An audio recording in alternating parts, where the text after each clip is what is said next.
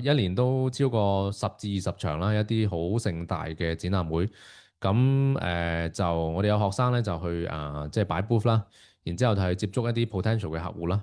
咁同埋有個 case 就係佢第一次擺 booth，咁已經係收到一張係50幾萬嘅訂單翻嚟嘅港幣，係啦。咁嗰個係一個加拿大嘅一個幾著名嘅批發商嚟嘅。係啊，咁佢就覺得個產品有 potential，咁第一張錄咗一張比較大嘅單啦。咁就仲有啲咩咧？就係香港舉行以本地市場為目標嘅展覽會都得嘅。係啦，即係你如果你 target audience 咧係本地市場做香港市場咧都可以嘅。係啦，仲有網上貿易展覽會跟住就係一啲境外商貿考察團。咁我哋特首李家超咧，咁就成日都講啦，中東好多商機嘅，譬如話係，咁而家咧都多咗一啲商會啦係搞一啲叫做考察團，咁咧就係政府係會 sponsor 我哋嗰個